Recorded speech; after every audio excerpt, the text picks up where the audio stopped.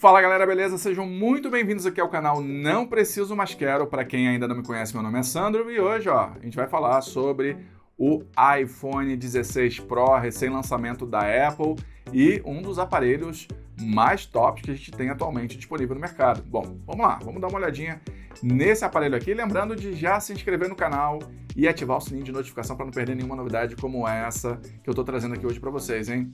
Então, vamos lá. Aqui é a caixa dele, só para a gente ter uma ideia. A caixa não tem muita coisa, ó, fininha. A Apple foi tirando as coisas de dentro dela, foi fazendo o favor para a gente de deixar essa caixa cada vez mais leve, né? Pois é. Então aqui, ó, tem um papelzinho que fica ali na tela do produto, quando você abre a caixa pela primeira vez. Aqui dentro a gente vai ter só o cabo de carregamento e de transferência de dados também, e o pininho ejetor. Mais nada, aqui uma papeladinha de dentro e só isso. Vamos deixar aqui de lado agora, porque não nos interessa, e vamos partir aqui para o iPhone 16 Pro. Pois é, esse aparelho aqui é aquele tipo de aparelho que precisar, você realmente não precisa, principalmente pelo preço que ele está custando, hein?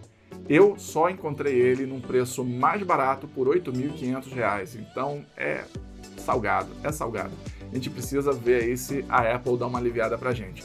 Bom, ele vai contar com 3 câmeras aqui, sensor principal de 48 megapixels. Uma das novidades que esse aparelho está trazendo atualmente é que ele também possui agora uma ultra grande angular de 48 megapixels também. Então, até o ano passado, os iPhones da linha Pro vinham com uma câmera de 12 megapixels. Então, eis aí um ponto a favor desse aparelho. Uma outra questão é isso aqui, ó. A gente tem agora aqui o botãozinho de acionamento rápido da câmera. Ele não é exatamente necessário, porque primeiro você já podia customizar esse botãozinho aqui, ó, para fazer o que você quiser, inclusive para abrir a câmera. Esse aqui é o botão que é utilizado para você conseguir deixar ele no mudo ou então no modo volume. Isso aqui é para você alternar entre o silencioso e o volume ativo do aparelho. Agora você tem mais um botãozinho físico, e é um botão físico mesmo, ó, porque quando você clica aqui, ele já habilita a câmera na hora. O interessante desse botãozinho é o seguinte: a ideia é que você utilize isso aqui como se fosse uma espécie de câmera mesmo, para que você bata a foto. Então, por exemplo, se eu clicar aqui agora, ele vai dar uma pressãozinha, ele ativa aqui, ó, quando eu faço isso, ele bate, e quando eu seguro aqui, ó, ele mostra para mim outras funcionalidades que eu posso ativar. Aqui está na abertura da câmera, mas se eu não quiser a abertura da câmera, eu pressiono, puxo para baixo e agora eu venho aqui, ó, e alterno do jeito que eu quiser entre as outras opções. Eu dou uma passeada aqui, tá vendo? Isso aqui é bacana e tal, mas não é exatamente necessário, até porque, convenhamos, né? Você tem aqui tudo à mão, ó.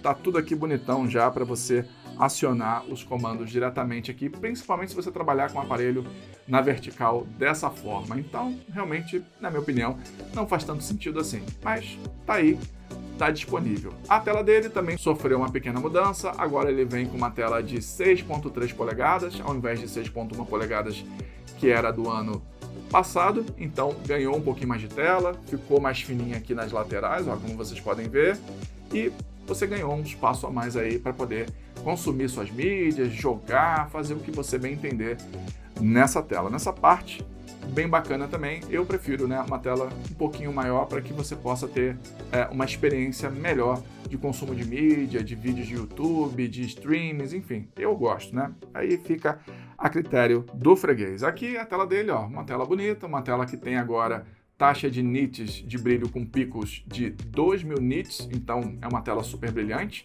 Você vai conseguir visualizar suas mensagens aí sem maiores problemas. E é um aparelho realmente interessante do ponto de vista de desempenho. Não vai deixar absolutamente nada a desejar, mas é aquilo, né?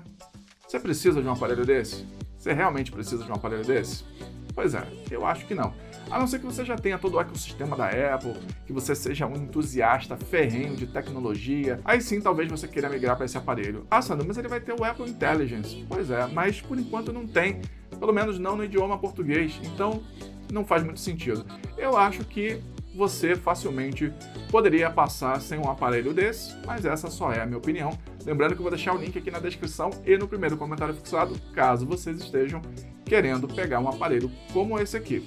Espero que tenham curtido o vídeo. Se curtiu, deixa o like aí, se inscreve no canal, ativa o sininho de notificação. Até o próximo vídeo. Valeu!